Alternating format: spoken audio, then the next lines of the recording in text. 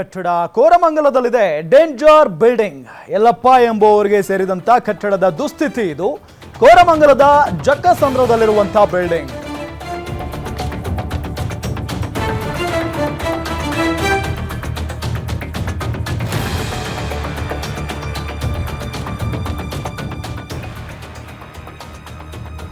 ಕೋರಮಂಗಲದ ಜಕ್ಕಸಂದ್ರದಲ್ಲಿರುವಂತಹ building.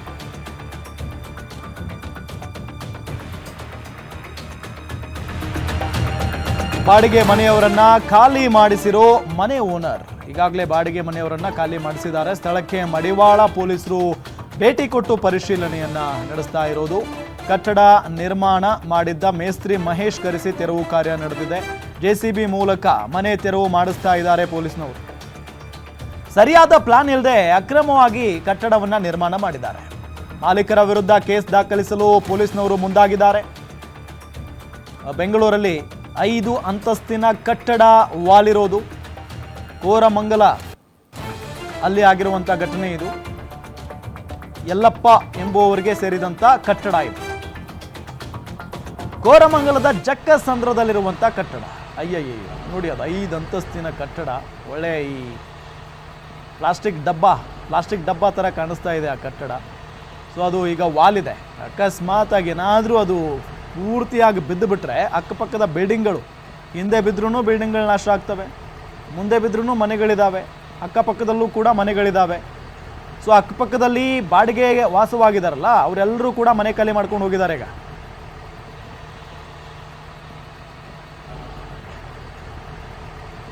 ಇದೇ ವಿಚಾರಕ್ಕೆ ಸಂಬಂಧಪಟ್ಟಂತೆ ಡೀಟೇಲ್ಸ್ ಕೊಡ್ತಾರೆ ಕೋರಮಂಗಲದಿಂದಾನೆ ನಮ್ಮ ಮೆಟ್ರೋ ರಿಪೋರ್ಟರ್ ಶಮ್ಮಿ ಶೆಟ್ಟಿ ನೇರ ಸಂಪರ್ಕದಲ್ಲಿ ಜಾಯ್ನ್ ಆಗ್ತಿದ್ದಾರೆ. ಶಮ್ಮಿ ಶೆಟ್ಟಿ, ಯಾವಾಗ ಆಗಿರುವಂಥ ಘಟನೆ ಇದು? ಈ ಬಿಲ್ಡಿಂಗ್ ವಾಲೋದಕ್ಕೆ ಪ್ರಮುಖವಾದಂಥ ಕಾರಣ ಏನು? ಆ ಬಿಲ್ಡಿಂಗ್ ಯಾರದ್ದು? ಈಗ ಪೊಲೀಸ್ನವ್ರು ಏನು ಹೇಳ್ತಾ ಇದ್ದಾರೆ? ಡೀಟೇಲ್ಸ್ ಕೊಡ್ತಾ ಹೋಗೋದಾದ್ರೆ. ಬೆಂಗಳೂರಿನಲ್ಲಿ ಪದೇ ಪದೇ ಅನಧಿಕೃತಗಳು ಒಂದ್ ರೀತಿಯಲ್ಲಿ ತಲೆ ಎತ್ತಾನೆ ಇರ್ತವೆ. ನಾನು ನಿಮ್ಗೆ ದೃಶ್ಯದಲ್ಲಿ ತೋರಿಸ್ತಾ ಹೋಗ್ತೀನಿ ಕೋರಮಂಗಲದ 5 ಅಂತಸ್ತಿನ ಕಟ್ಟಡದ ವ್ಯವಸ್ಥೆ ಯಾವ ರೀತಿಯಾಗಿದೆ ಎಂದು. ಬೆಂಗಳೂರಿನಲ್ಲಿ ಈಗಾಗಲೇ ಅನಧಿಕೃತಗಳ ಕಟ್ಟಡಗಳನ್ನ ಸಾಕಷ್ಟು ಕಟ್ಟಡಗಳಿಗೆ ಒಂದ್ ರೀತಿಯಲ್ಲಿ ಬೇಲಿ ಹಾಕುವಂತ ಕೆಲಸವನ್ನ ಈಗಾಗಲೇ ಜಿಬಿಎ ಅಧಿಕಾರಿಗಳು ಮಾಡ್ತಾ ಇದ್ದಾರೆ. ಸುತ್ತಮುತ್ತ ಇರುವಂತಹ ಇಲ್ಲಿನ ಬಾಡಿಗೆ ಮನೆಗಳು ಕೂಡ ಇದೇ ಕಟ್ಟಡದ ಹೊಸ ನೂತನ ಕಟ್ಟಡ ಏನಿದೆ ಈ ಡೆಮೊಲಿಷ್ ಏನ್ ಮಾಡ್ತಾ ಇದ್ದಾರೆ ಈಗ ಸಾಕಷ್ಟು ಜನರಿಗೆ ಆತಂಕ ಸೃಷ್ಟಿ ಮಾಡಿರುವ ಇದೇ ಕಟ್ಟಡದ ಮಾಲೀಕರಿಗೆ ಸೇರಿರುವಂತದ್ದು ಈ ಸುತ್ತಮುತ್ತ ಇರುವಂತಹ ಒಂದಿಷ್ಟು ಅಂತಸ್ತಿನ ಕಟ್ಟಡಗಳು ಕೂಡ. ಅದೇ ರೀತಿ ಈ ಕಟ್ಟಡವನ್ನ ನೂತನವಾಗಿ ಕಟ್ಟಲಾಗಿತ್ತು. ಬಾಡಿಗೆ ದುಡ್ಡಿನ ಆಸೆಗೋಸ್ಕರ ರಾಜಾರೋಷವಾಗಿ 5 ಅಂತಸ್ತಿನ ಕಟ್ಟಡವನ್ನ ಈ ನೂತನ ಕಟ್ಟಡದ ಮಾಲೀಕ ಕಟ್ಟಿರುವಂತದ್ದು. ಆದ್ರೆ ಈಗ ಪಿಲ್ಲರ್ ಅನ್ನ ನಾನು ನಿಮಗೆ ತೋರಿಸ್ತೀನಿ.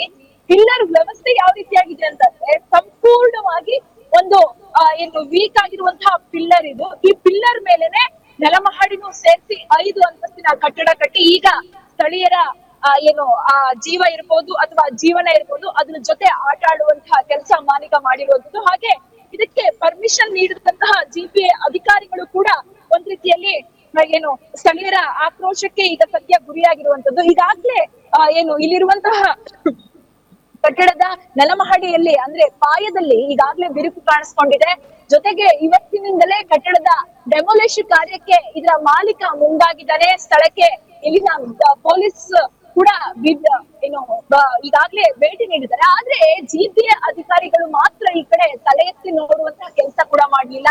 ಸ್ಥಳಕ್ಕೆ ಪರಿಶೀಲನೆ ಮಾಡ್ಲಿಕ್ಕೂ ಕೂಡ ಈ ಕಡೆ ಬಂದು ನೋಡುವಂತಹ ಕೆಲಸ ಮಾಡ್ಲಿಲ್ಲ.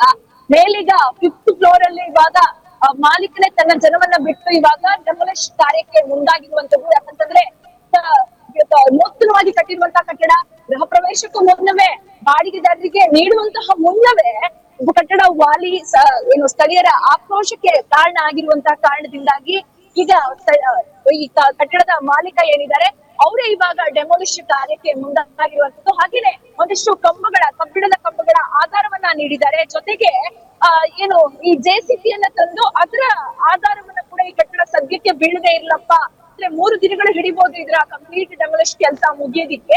ಹಾಗಾಗಿ ಬೀಳದೆ ಇರ್ಲಿ ಅನ್ನುವ ಕಾರಣಕ್ಕೆ ಜೆಸಿಬಿಯನ್ನ ಕೂಡ ಇಡಲಾಗಿದೆ. ಸದ್ಯ ಸ್ಥಳೀಯರ ಆತಂಕಕ್ಕೆ ಈ ಕಟ್ಟಡ ಈಗ ಕಾರಣ ಆಗಿದ್ದು ಆಕ್ರೋಶ ಕೂಡ ಸ್ಥಳೀಯರು ವ್ಯಕ್ತಪಡಿಸ್ತಾ ಇದ್ದಾರೆ. ಆದ್ರೆ ನಮ್ಮಲ್ಲಿ ಮೂಡುವಂತಹ ಪ್ರಶ್ನೆ ಏನಂತಂದ್ರೆ ಜಿಬಿಎ ಇದಕ್ಕೆ ಪರ್ಮಿಷನ್ ಹೇಗ್ ಕೊಡ್ತು? ಬಾಡಿಗೆ ದುಡ್ಡಿನ ಆಸೆಗೆ ಮಾಲೀಕ ಈ ರೀತಿಯಾಗಿ ಇಷ್ಟು ಎತ್ತರದ ಕಟ್ಟಡವನ್ನ ಕಟ್ಟಿ ಜನರ ಜೀವದ ಜೊತೆ ಆಟ ಆಡುವಂತಹ ಕೆಲಸವನ್ನ ಮಾಡ್ತಾ ಇದ್ದಾರಲ್ಲ, ಹಾಗಾದ್ರೆ ಈ ರಾಜಾರೋಷವಾಗಿ ಈ ತರ ಅನಧಿಕೃತ ಕಟ್ಟಡಗಳು ಸಿಲಿಕಾನ್ ಸಿಟಿಯಲ್ಲಿ ಪದೇ ಪದೇ ತಲೆ ಎತ್ತುತ್ತಾ ಇದಾವೆ ಆದ್ರೆ ಜಿಬಿ ಅಧಿಕಾರಿಗಳು ಏನ್ ಮಾಡ್ತಾ ಇದಾರೆ? ರೂಲ್ಸ್ ಅಂಡ್ ರೆಗ್ಯುಲೇಷನ್ ನ ಎಲ್ಲಿ ಫಾಲೋ ಮಾಡ್ತಾ ಇದಾರೆ? ಹಾಗಾದ್ರೆ ಅಧಿಕಾರಿಗಳು ಇದನ್ನೆಲ್ಲ ಗಮನಿಸಬೇಕು, ಪರಿಶೀಲನೆಗೆ ಬರಬೇಕು. ಆದ್ರೂ ಕೂಡ ಇನ್ನು ಯಾಕೆ ಪರಿಶೀಲನೆಗೆ ಬಂದಿಲ್ಲ ಅನ್ನುವಂತಹ ಪ್ರಶ್ನೆ ಸದ್ಯ ಮೂಡ್ತಾ ಇರುವಂತದ್ದು. ಸ್ಥಳೀಯರು ಕೂಡ ಆತಂಕವಾಗಿ ಏನು ಜಿಬಿಎ ಅಧಿಕಾರಿಗಳಿರ್ಬೋದು, ಹಾಗೇನೆ ಕಟ್ಟಡದ ಮಾಲೀಕರ ಮೇಲೆ ಆಕ್ರೋಶವನ್ನ ವ್ಯಕ್ತಪಡಿಸಿರುವಂತದ್ದು. ರಾಮ್. ಓಕೆ.